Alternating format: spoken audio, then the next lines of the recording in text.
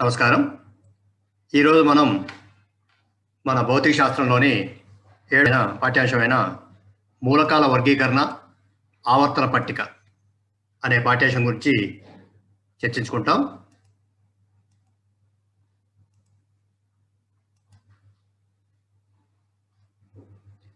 ఈ పాఠ్యాంశంలో మనం ఏం నేర్చుకుంటాం? మూలకాల వర్గీకరణ అసలు ఎందుకు చేశారు? చేయాల్సిన ఆవశ్యకత ఏంటి? అంశాలన్నీ కూడా చూస్తాం మనం.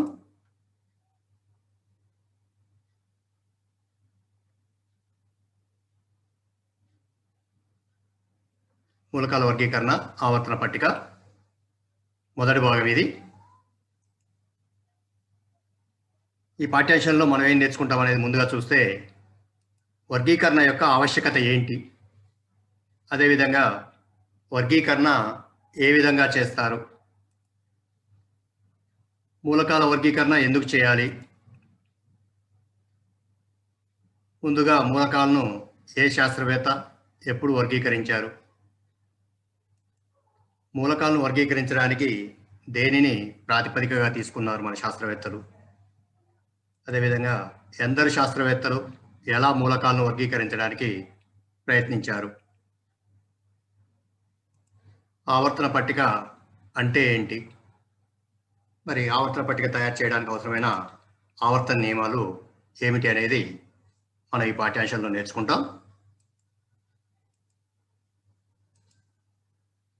మరి ఇప్పుడు మనం వర్గీకరణ ఎందుకు చేయాలి అనే అంశానికి వచ్చినప్పుడు, ఒకసారి మనం మెడికల్ షాప్కి వెళ్ళామనుకోండి, అక్కడ మనకు కావాల్సిన మెడిసిన్ ఆ మెడికల్ షాప్ అతను వెంటనే తీసివ్వగలుగుతాడు.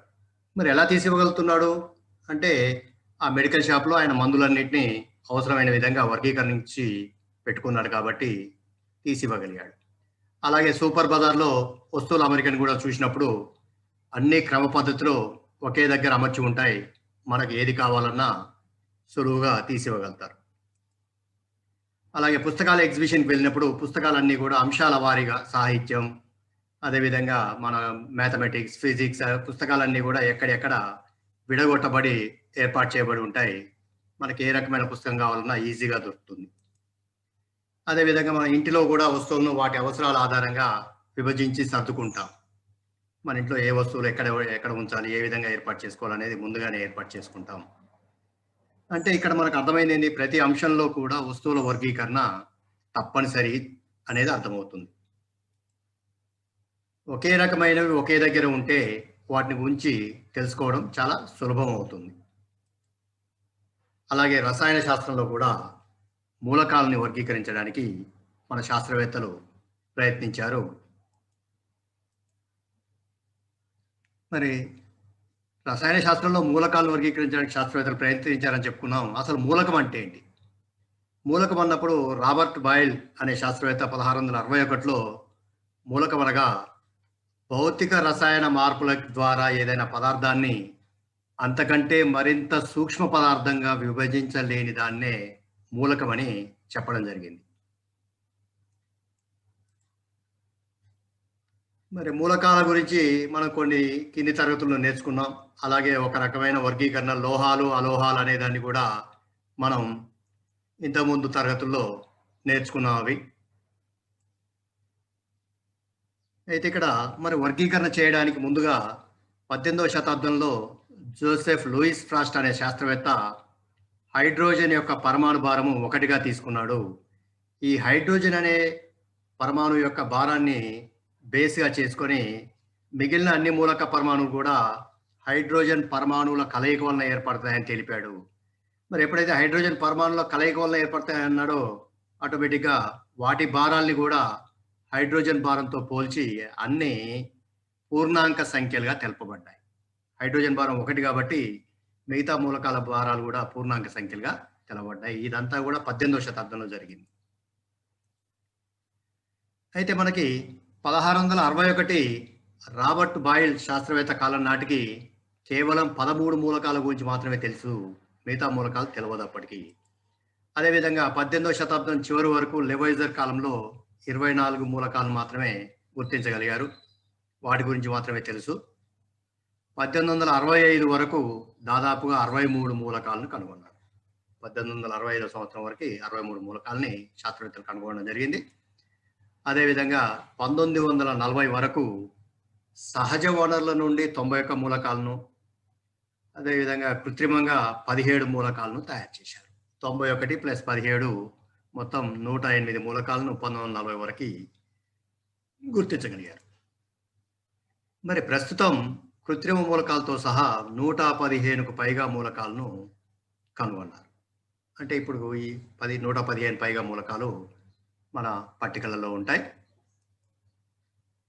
మరి మూలకాల వర్గీకరణ గురించి చర్చించుకుంటున్నాం. మరి ఈ మూలకాల వర్గీకరణ అనేది ఏ శాస్త్రవేత్తలు ఎటువంటి ప్రతిపాదనలు చేశారనేది చూసినప్పుడు మూలకాల వర్గీకరణలో ముఖ్యమైన ప్రతిపాదనలు మొదటిది డాబర్నీర్ త్రిక సిద్ధాంతం.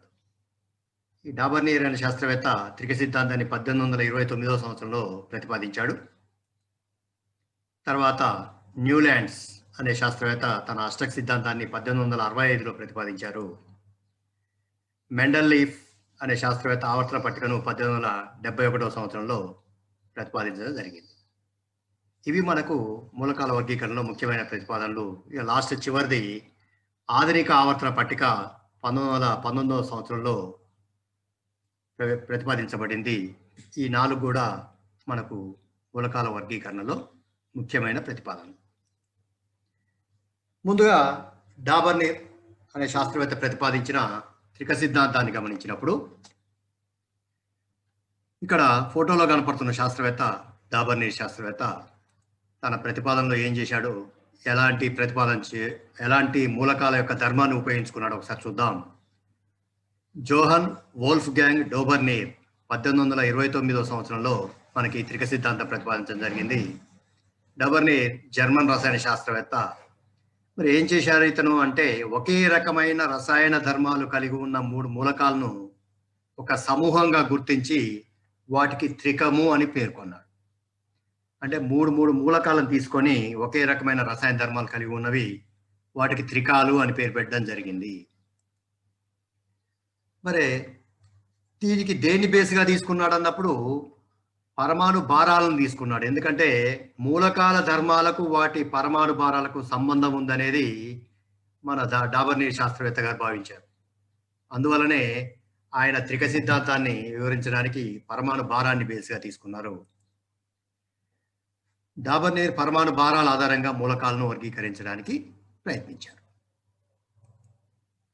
ఇక్కడ ఒకసారి డాబర్నీర్ త్రిక సిద్ధాంతం చూద్దాం. ప్రతి త్రికంలో మధ్య మూలకం యొక్క పరమాణు భారము మిగిలిన 2 మూలకాల పరమాణు భారాల సరాసరికి దాదాపు సమానంగా ఉంటుంది. మనం ఇంతకుముందే చెప్పుకున్నాం, డాబర్నీర్ గారు 3 మూలకాలు, ఒకే రకమైన ధర్మాలు ఉన్న 3 మూలకాలని త్రికంగా పేర్కొన్నారు. ఆ త్రికంలో మధ్య మూలకం యొక్క పరమాణు భారము మిగిలిన 2 మూలకాల పరమాణు భారాల సరాసరికి దాదాపుగా సమానంగా ఉంటుంది. దీన్నే త్రిక సిద్ధాంతము అన్నాం. ఒకసారి ఇక్కడ డాబర్నీర్ త్రికాలు చూసినప్పుడు ఇక్కడ చూడండి, ఈ టేబుల్లో మూలకాలు వస్తున్నాయి. మొదటి మూలకం లిథియం, మూడో మూలకం పొటాషియం, మధ్యలో ఖాళీగా ఉంది. భారము, లిథియం యొక్క భారము 7, పొటాషియం యొక్క భారం 39. ఇక్కడ మధ్య మూలకము సోడియము. అంటే ఇక్కడ డాబర్నీర్ మొదటి త్రికం ఏంటి? Lithium, sodium, potassium. వీటి భారాల్ని గమనించినప్పుడు లిథియం భారము 7, పొటాషియం భారం 39. ఈ 2 మూలకాల భారాల సరాసరిని గమనించినప్పుడు చూడండి, ఇక్కడ లిథియం పొటాషియం భారాల సరాసరి 7 + 39/2 = 23 వచ్చింది. కాబట్టి సోడియం యొక్క భారము 23. ఇప్పుడు గమనించండి, ఈ త్రికంలో మొదటి మూలకం మూడో మూలకం యొక్క భారాల సరాసరి మధ్య మూలకం యొక్క భారానికి సమానము. సోడియం యొక్క భారం 23కు ఈ 2 భారాల సరాసరి సమానంగా ఉంటుంది అనేది మనం ఇక్కడ గమనించవచ్చు. అలాగే డాబర్నీర్ యొక్క 2వ త్రికాన్ని గమనించినప్పుడు మూలకాలు చూడండి. ఇక్కడ మొదటి మూలకం కాల్షియం, మూడో మూలకం బేరియం. ఈ 2 మూలకాల భారాలు, కాల్షియం యొక్క భారం 40, బేరియం యొక్క భారము 137. మధ్యలో మూలకం స్ట్రాన్షియం, దీని యొక్క భారాన్ని ఇప్పుడు గమనిద్దాం. ఈ మొదటి చివరి 2 మూలకాల భారాల సరాసరి గమనించండి. 40 + 137/2 ఇక్కడ సరాసరి 87.5గా వచ్చింది. అలాగే ఇక్కడ స్ట్రాన్సియం యొక్క భారము 87.5. కాబట్టి ఇక్కడ ఎప్పుడైతే మొదటి మూలకము, మూడవ మూలకాల భారాలు సరాసరి అనేది మనం గమనించినప్పుడు అది మధ్య మూలకం యొక్క భారానికి సమానంగా ఉంది. కాబట్టి దీన్ని కూడా డాబర్ని త్రికంగా తీసుకున్నారు. 2 త్రికాల్ని గమనించా ఇక్కడ. 2 త్రికాల్లో కూడా మొదటి, మూడవ మూలక భారాల సరాసరి అనేది మధ్యలో ఉన్న మూలకం యొక్క భారానికి దాదాపుగా సమానంగా ఉంది. మరి ఇప్పుడు డాబర్నీర్ యొక్క అన్ని త్రికాల్ని గమనిస్తే మరి ఎన్ని త్రికాల్ని ప్రతిపాదించాడు డాబర్నీర్ అన్నప్పుడు ఆయన కాలానికి తెలిసి ఉన్న మూలకాల్లో కొన్ని మూలకాలను మాత్రమే తీసుకొని వాటితోటి 5 త్రికాలను తయారు చేయడం జరిగింది. 5 ముళ్ళ 15 మూలకాలను మాత్రమే డాబర్నీర్ త్రికాల ఏర్పాటుకు పరిగణలోకి తీసుకోవడం జరిగింది. మొదటి త్రికం గమనించాం ఆల్రెడీ మనం. ఒకసారి ఇక్కడ చూడండి. మొదటి గ్రూప్లో lithium, sodium, potassium. Lithium 7, potassium 39, మధ్యలో ఉన్న మూలకం సోడియము, దాని యొక్క భారము 23, ఆ రెండింటి సరాసరికి సమానం. అదేవిధంగా రెండవ గ్రూపును గమనించినప్పుడు దీంట్లో మొదటి మూలకం కాల్షియం, మూడో మూలకం బేరియం, మధ్యలో ఉన్న మూలకము స్ట్రాన్సియం. స్ట్రాన్సియం భారము మొదటి చివరి మూలకాల భారానికి సమానం అని చెప్పుకున్నాం. అలాగే ఇక్కడ మూడవ త్రికాన్ని గమనించినప్పుడు మూడవ త్రికంలో మొదటి మూలకం క్లోరిన్, రెండవ మూలకం బ్రోమిన్, మూడవ మూలకం అయోడిన్. ఈ క్లోరిన్, అయోడిన్ల భారాల సరాసరి మనం గమనించినప్పుడు 81.2గా వచ్చింది. కానీ బ్రోమిన్ యొక్క భారము 80గా తీసుకున్నారు. అంటే ఈ త్రికంలో మధ్య మూలకం యొక్క భారము మిగతా 2 మూలకాల భారాల సరాసరికి దాదాపుగా సమానంగా లేదు. అదేవిధంగా 4వ త్రికాన్ని గమనించినప్పుడు సల్ఫర్, దీని యొక్క భారం 32, సెలీనియం 78 భారం, టెలూరియం 125 భారం. ఈ 3 మూలకాలను చూసినప్పుడు మొదటి చివరి మూలకాల సరాసరి 78.5గా వచ్చింది. ఇక్కడ సెలీనియం యొక్క భారము 78గా ఉంది, దాదాపుగా సమానం. అలాగే 5వ త్రికాన్ని గమనించినప్పుడు మొదటి మూలకం మ్యాంగనీస్, రెండవ మూలకం క్రోమియం, మూడవ మూలకం ఇనుము. దీంట్లో మ్యాంగనీస్, ఇనుముల భారాల సరాసరి గమనించినప్పుడు 55.5గా వచ్చింది. కానీ క్రోమియం యొక్క భారము 52గా ఉంది, సమానంగా లేదు, దాదాపుగా సమానము. ఈ విధంగా డాబర్నీర్ మొత్తము 5 త్రికాలను ఏర్పాటు చేయడం జరిగింది. ఇదే మొదటి మూలకాల వర్గీకరణకు దారితీసిన ప్రతిపాదన. మరి డాబర్నీర్ గారి త్రిక సిద్ధాంతం యొక్క ప్రభావం ఏ విధంగా ఉంది అన్నప్పుడు ముందుగా ఈ సిద్ధాంతం వల్ల మనకు అర్థమైంది ఏంటి అంటే మూలకాల ధర్మాలకు వాటి పరమాణు భారాలకు సంబంధం ఉందని డాబర్నీర్ చేసిన ప్రయత్నాలు స్పష్టం చేశాయి. మూలకాల ధర్మాలకి పరమాణు భారాలకు సహసంబంధం ఉంది ఆ రెండింటి మధ్య. ఒకే రకమైన భౌతిక రసాయన ధర్మాలు గల మూలకాలను కొన్ని సమూహాలుగా చేయవచ్చని శాస్త్రవేత్తలు ఈ ప్రతిపాదన వలన గమనించారు. అదేవిధంగా డాబర్నీర్ ఈ త్రిక సిద్ధాంతం అనే ఆలోచన అనేది మూలకాల వర్గీకరణకు దారితీసింది. అంటే ఈ త్రిక సిద్ధాంత ప్రతిపాదన వల్లనే మూలకాల్ని వర్గీకరణ చేయవచ్చు అనేది మన శాస్త్రవేత్తలు గమనించడం జరిగింది. మరి ఇప్పుడు డాబర్నీర్ చేసిన త్రిక సిద్ధాంతంలోని పరిమితులు ఏంటి, లోపాలు ఏంటి అని ఒకసారి గమనించినప్పుడు డాబర్నీర్ కాలం నాటికి తెలిసిన మూలకాలన్నింటినీ త్రికాలుగా మార్చలేకపోయాడు. ఓన్లీ 15 మూలకాలను మాత్రమే 5 త్రికాలుగా అమర్చాడు. ఇది మొదటి లోపం. అప్పటికి తెలిసి ఉన్న మూలకాలన్నింటినీ ఈ సిద్ధాంతంలో అమర్చలేకపోయాడు. రెండవది, ఈ సిద్ధాంతం అత్యధిక లేదా అత్యల్ప ద్రవ్యరాశులున్న మూలకాలకు వర్తించదు. అత్యధిక లేదా అత్యల్ప ద్రవ్యరాశులున్న మూలకాలకి వర్తించదు ఈ త్రిక సిద్ధాంతం. అలాగే మూడవ లోపాన్ని గమనించినప్పుడు పరమాణు ద్రవ్యరాశిని ఖచ్చితంగా కొలిచే పరికరాలు అభివృద్ధి చెందిన తర్వాత ఈ సిద్ధాంతం ఖచ్చితమైనదిగా నిలవలేకపోయింది. ఎందుకంటే అప్పటి వరకు ఊహించిన భారాలకి తర్వాత ఖచ్చితంగా కొలిచిన భారాలకి మధ్య తేడాలు వచ్చాయి. అందువల్లనే ఈ త్రిక సిద్ధాంతం అనేది ఖచ్చితమైనదిగా నిలవలేకపోయింది. ఇవి డాబర్నీర్ త్రిక సిద్ధాంతంలోని పరిమితులు. మరి ఏమైతే డాబర్నీర్ త్రిక సిద్ధాంతంలో కొన్ని లోపాలు ఉన్నాయో వాటిని సవరిస్తూ తర్వాత వచ్చిన వర్గీకరణ న్యూలాండ్స్ అష్టక సిద్ధాంతం. ఈ న్యూలాండ్స్ అనే శాస్త్రవేత్త 1865లో ఇతను బ్రిటిష్ రసాయన శాస్త్రవేత్త మొదటిసారిగా అప్పటి వరకు తెలిసిన మూలకాలను వర్గీకరించి ఒక పట్టిక రూపంలో ఏర్పాటు చేశాడు. మొట్టమొదటిసారిగా ఒక పట్టికను రూపొందించాడు న్యూలాండ్స్. మరి న్యూలాండ్స్ దేని ఆధారంగా తీసుకున్నప్పుడు ఇతను కూడా పరమాణు భారాల ఆధారంగా మూలకాలను వర్గీకరించాడు. ఇక్కడ న్యూలాండ్స్ కూడా పరమాణు భారాల ఆధారంగానే మూలకాల పట్టిక తయారు చేయడం జరిగింది. మూలకాలను వాటి పరమాణు భారాల ఆరోహణ క్రమంలో అమర్చినప్పుడు అవి 7 గ్రూపులుగా ఏర్పడతాయని న్యూలాండ్స్ గ్రహించాడు.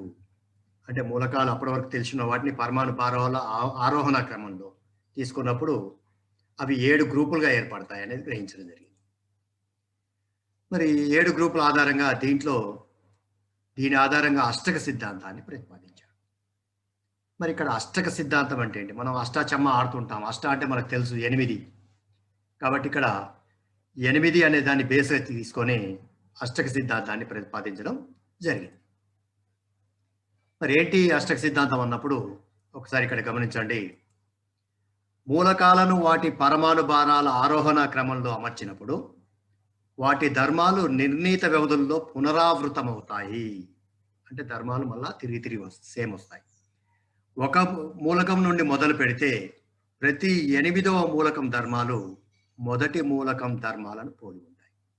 మనం ఏ మూలకం తీసుకున్నా ఆ మూలకం నుంచి 8వ మూలకం ఏదైతే ఉందో దాని ధర్మాలు మొదటి మూలకం యొక్క ధర్మాలను పోలి ఉంటాయి.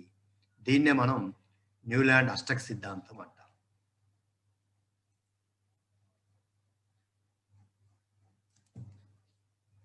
ఇక్కడ మనకు న్యూలాండ్స్ అష్టక సిద్ధాంతం అనేది 8ని బేస్గా చేసుకుంది కాబట్టి ఈ సిద్ధాంతము మన భారతీయ సంగీత స్వరాలతో పోల్చవచ్చు. మన భారతీయ సంగీతంలో వచ్చే స్వరాలని ఇక్కడ గమనించినప్పుడు చూడండి, ఇక్కడ 8 అక్షరాలు కనపడుతున్నాయి. స రి గ మ ప ద ని స. దీనిలో చూసినప్పుడు మొదటి మూలకం చివరి మూలకం గమనించండి. 8వ మూలకం రెండు ఒకే రకమైనవి, స స. దీన్ని పోల్చినప్పుడు మొదటి మూలకానికి 8వ మూలకం ధర్మాలు ఒకే రకంగా ఉంటాయని అష్టక సిద్ధాంతం చెప్పింది. కాబట్టి ఈ సిద్ధాంతాన్ని మన సంగీత స్వరాలతో పోల్చారు. 8వ అక్షరం ఆవర్తనం అవుతుంది, తిరిగి వస్తుంది. న్యూలాండ్స్ మొదటిసారిగా మూలకాలకు పరమాణు సంఖ్యలను కేటాయించాడు. అప్పటి వరకు ఏ శాస్త్రవేత్త కూడా మూలకాలకి పరమాణు సంఖ్యను కేటాయించలేదు. న్యూలాండ్స్ తన పట్టికలో ప్రతి మూలకానికి కూడా ఒక సంఖ్యని ఇవ్వడం జరిగింది. ఆ సంఖ్యనే పరమాణు సంఖ్య అన్నాం. పట్టికలో ప్రతి మూలకంతో 8వ మూలకం ఒకే ధర్మాలను ప్రదర్శిస్తాయి. ప్రతి మూలకం కూడా ఒకే ధర్మాలను 8వ మూలకంతో ప్రదర్శిస్తాయి. మనం పట్టికను చూసినప్పుడు హైడ్రోజన్ అనేది 1వ మూలకం, అదేవిధంగా ఫ్లోరిన్ అనేది 8వ మూలకం. ఈ రెండింటి ధర్మాలు ఒకేలాగా ఉంటాయని చెప్పడం జరిగింది. మనం ఇక్కడ ఒకసారి పట్టికను చూద్దాం. ఈ పట్టికలో 7 గ్రూపులు ఉంటాయని చెప్పుకున్నాం. అడ్డు వరుసలనే గ్రూపులు అన్నాడు. ఒకసారి ఇక్కడ గమనించండి. ఇది మొదటి గ్రూపు హైడ్రోజన్, ఫ్లోరిన్, క్లోరిన్. ఈ విధంగా 8 మూలకాలు 8 గడుల్లో ఉంచడం జరిగింది. ఇక్కడ వచ్చేది రెండవ గ్రూపు, లిథియంతో మొదలై ఓఎస్తో అంతమైంది. ఇది మూడవ గ్రూప్.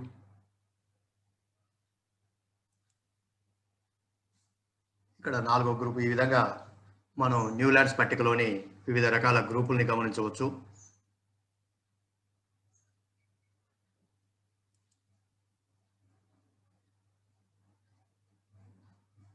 ఒక్కసారి ఈ పట్టికలోని మూలకాలను గమనించినప్పుడు ముందుగా చూడండి, మొదటి మూలకం హైడ్రోజన్.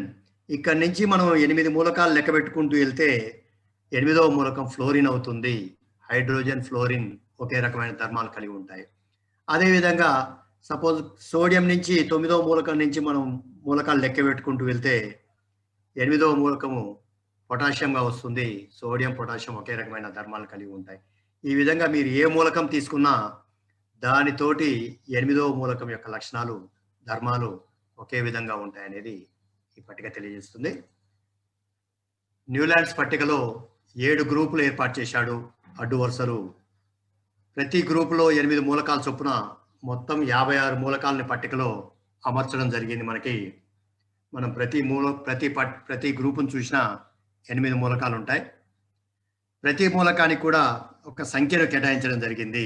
దాన్నే పరమాణు సంఖ్య అని ఇంతకుముందు చెప్పుకున్నాం మనం. పట్టికలో ప్రతి మూలకంతో 8వ మూలకం ఒకే ధర్మాలను ప్రదర్శిస్తాయి. ప్రతి మూలకం కూడా 8వ మూలకంతో ఒకే ధర్మాలను ప్రదర్శిస్తాయి.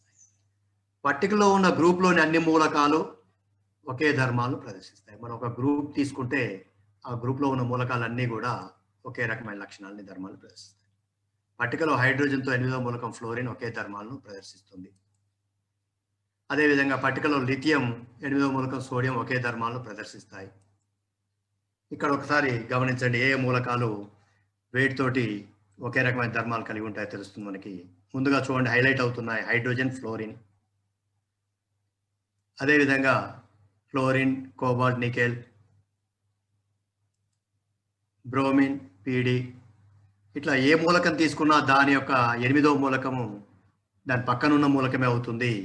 కాబట్టి ఈ మూలకాలు ఒకే రకమైన ధర్మాలు కలిగి ఉంటాయని చెప్పుకోవచ్చు. ఇక్కడ గమనించినప్పుడు చూడండి, ఒక గ్రూప్లోని మూలకాలన్నీ కూడా ఒకే రకమైన లక్షణ ధర్మాలు ఉంటాయని మనం చెప్పుకున్నాం. ఇక్కడ గ్రూప్ మూలకాలు చూడండి, ఇక్కడ హైలైట్ అవుతున్నాయి. ఆ మూలకాలన్నీ ఒకే ధర్మాలు కలిగి ఉంటాయి.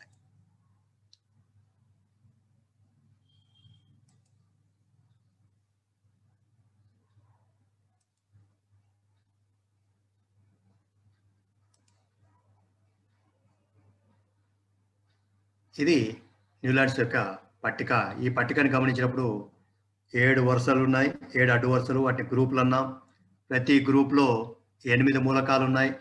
7Mలో 56 మూలకాలు ఉన్నాయి. అయితే ఇక్కడ మనం ఈ పట్టికను గమనించినప్పుడు చిన్న విషయాన్ని గమనించవచ్చు. మనం ఇక్కడ అబ్జర్వ్ చేస్తే 4వ గడిలో కోబాల్ట్, నికెల్ 2 మూలకాలు ఉన్నాయి. ఆ రెండింటికి ఒకటే నెంబర్ 22 ఇవ్వడం జరిగింది. అదేవిధంగా ఇక్కడ పీటీ, ఐఆర్ ఈ 2 మూలకాలకు కూడా ఒకే సంఖ్యను ఇవ్వడం జరిగింది, ఒకే గడిలో అమర్చడం జరిగింది. అలా మనకి ఇక్కడ సిఈఎల్ఏ 33, అదేవిధంగా ఇక్కడ డిఐఎంఓ ఇక్కడ కూడా ఒకే గ్రూప్లో 2 ఉన్నాయి. ఆర్ఓ, ఆర్యు ఇవి కూడా 2 ఒకే గడిలో అమర్చబడ్డాయి. ఇక్కడ బిఏవి ఇవి కూడా ఒకే గడిలో అమర్చబడ్డాయి. అంటే ఒకే గడిలో 2 మూలకాలు అమర్చడం జరిగింది. వాటన్నింటినీ గమనిస్తూ ఇప్పుడు న్యూలాండ్ అష్టక సిద్ధాంతంలోని లోపాలని గురించి చర్చించినప్పుడు ఇక్కడ చూడండి,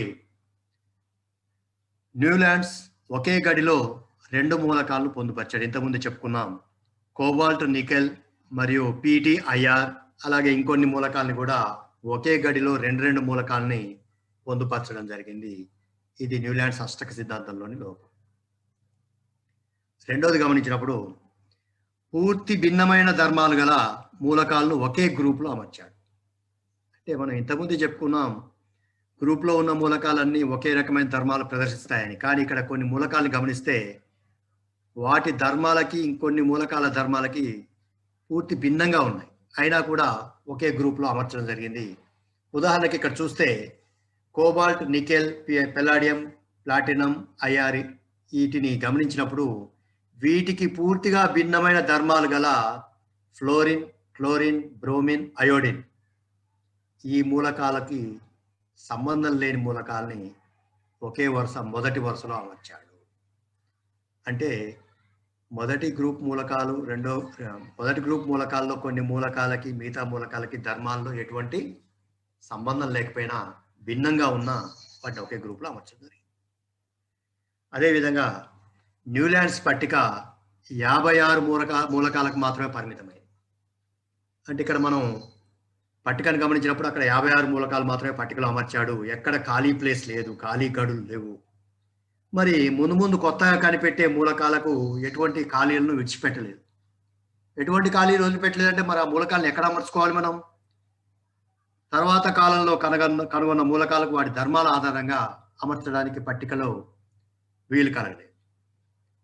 అందువల్లనే దీన్ని న్యూలాండ్స్ యొక్క అష్టక సిద్ధాంతంలో లోపంగా తీసుకున్నాం. ఇక్కడ మొత్తం అష్టక సిద్ధాంతంలో 3 రకాల లోపాలు ఉన్నాయి. ఒకే గడిలో 2 మూలకాలు పొందుపరచడం, పూర్తి భిన్నమైన మూలకాలను ఒకే గ్రూపులో అమర్చడం.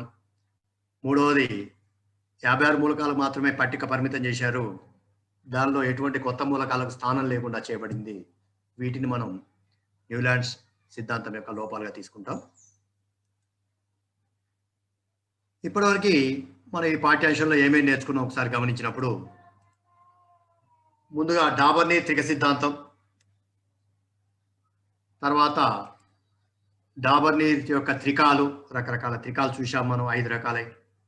అదేవిధంగా డాబర్నీ త్రిక సిద్ధాంతం యొక్క పరిమితులు ఏమున్నాయి, దాంట్లో లోపాలు ఏమున్నాయి అనేది గమనించాం. తర్వాత చూసినప్పుడు న్యూలాండ్ అష్టక సిద్ధాంతం, అదేవిధంగా న్యూలాండ్స్ అష్టక సిద్ధాంతంలోని లోపాలను కూడా ఈ పాఠ్యాంశంలో మనం చర్చించుకోవడం జరిగింది. ఈ 2 సిద్ధాంతాలు కూడా మూలకాల వర్గీకరణలో ప్రథమ భాగంలో చెప్పబడిన సిద్ధాంతాలు కాబట్టి వీటిల్లో లోపాలు ఉన్నాయి. వీటిని సవరిస్తూ తర్వాత మనకు కొన్ని రకాల సిద్ధాంతాలు ఉన్నాయి, అవి వచ్చే పాఠ్యాంశంలో నేర్చుకుంటాం. ఈ పాఠ్యాంశంలో ఇప్పటివరకు నేర్చుకున్న దాని మీద ఒకసారి మూల్యాంకనాన్ని ఇక్కడ గమనించండి. ఇక్కడ కొన్ని ప్రశ్నలు వస్తున్నాయి, ఆ ప్రశ్నలకు జవాబుల్ని మీ నోట్ పుస్తకంలో నమోదు చేసుకోండి. ఏమైనా అంశాలు ఉన్నట్లయితే మీ తరగతి ఉపాధ్యాయునితో చర్చించండి. ఒకసారి ఇక్కడ ప్రశ్నలు గమనించండి. డాబర్నీ త్రిక సిద్ధాంతాన్ని వివరించండి. రెండవ ప్రశ్నను గమనించినప్పుడు డాబర్నీ త్రిక సిద్ధాంతం అందలి త్రికాలు అన్నింటినీ వివరించండి. డాబర్నీ త్రిక సిద్ధాంతం యొక్క పరిమితులను తెలపండి. ఏమేమి పరిమితులు ఉన్నాయి, లోపాలు ఉన్నాయి అనేది చెప్పండి, తెలపండి. న్యూలాండ్స్ అష్టక సిద్ధాంతాన్ని వివరించండి. న్యూలాండ్స్ అష్టక సిద్ధాంతం యొక్క పట్టికను గురించి వివరించండి. న్యూలాండ్స్ అష్టక సిద్ధాంతం లోపాలను తెలపండి. ఏమేమి లోపాలు ఉన్నాయి న్యూలాండ్స్ అష్టక సిద్ధాంతంలో, అది చూసాం మనం. మరి రాబర్ట్ బాయిల్ మరియు లూయిస్ ఫ్రాస్ట్ అనే శాస్త్రవేత్తలు కొన్ని ప్రతిపాదనలు చేయడం జరిగింది, ఆ ప్రతిపాదనలు తెలపండి. ఇవి మనకి ఇక్కడ ఉన్న ప్రశ్నలు, వీటికి జవాబుల్ని రాసుకోండి. అదేవిధంగా ఇక్కడ కొన్ని ఖాళీలు గమనిద్దాం. హైడ్రోజన్ పరమాణు భారము 1 అని తెలిపిన శాస్త్రవేత్త పేరు ఏమిటి? Joseph Louis Frost. రెండో ఖాళీని గమనించినప్పుడు మూలకం అనగా అతి సూక్ష్మమైన విభజింపలేనిది అని తెలిపిన శాస్త్రవేత్త రాబర్ట్ బాయిల్. డాబర్నీ త్రిక సిద్ధాంతం తెలిపిన సంవత్సరం 1829. న్యూలాండ్స్ అష్టక సిద్ధాంతం పట్టికలోని మూలకాల సంఖ్య ఇంతకుముందు చెప్పుకున్నాం 56. భారతీయ సంగీత స్వరాలతో పోలి ఉన్న సిద్ధాంతం న్యూలాండ్స్ అష్టక సిద్ధాంతం. లిథియం మరియు పొటాషియంలతో గల డాబర్నీ త్రికము మధ్యలో మూలకం సోడియం. న్యూలాండ్స్ పట్టికలో ప్రతి మూలకంతో డాష్ మూలకము ఒకే ధర్మాలను ప్రదర్శిస్తాయన్నప్పుడు 8వ మూలకము. డాబర్నీ త్రిక సిద్ధాంతం ప్రతిపాదించిన త్రికాల సంఖ్య అన్నప్పుడు 5 త్రికాలు. న్యూలాండ్స్ అష్టక సిద్ధాంతము దేని ఆధారంగా తీసుకున్నాడు అన్నప్పుడు పరమాణు భారం ఆధారంగా. అదేవిధంగా డాబర్నీ త్రిక సిద్ధాంతము దేని ఆధారంగా తీసుకున్నాడు అన్నప్పుడు ఇది కూడా పరమాణు భారం ఆధారంగా. ఇప్పటి వరకు మనం చెప్పుకున్న 2 సిద్ధాంతాలు కూడా, త్రిక సిద్ధాంతం కానీ అష్టక సిద్ధాంతం కానీ, 2 కూడా పరమాణు భారం ఆధారంగా ప్రతిపాదించినవే. తర్వాత రాబోయే సిద్ధాంతాల్లో దేన్ని బేస్గా తీసుకున్నారు, ఎటువంటి ప్రతిపాదనలు చేశారనేది మనకు తదుపరి పాఠ్యాంశంలో నేర్చుకుందాం. అందరికీ ధన్యవాదాలు. Thank you very much. ఈ పాఠ్యాంశంలో మీరు ఇప్పటివరకు గమనించిన అంశాలని జాగ్రత్తగా నోట్ పుస్తకంలో నమోదు చేసుకోండి. ఏమైనా సందేహాలు ఉంటే మీ తరగతి ఉపాధ్యాయుని సంప్రదించి సందేహాలను తీర్చుకోండి. అందరికీ thank you very much. Thank you.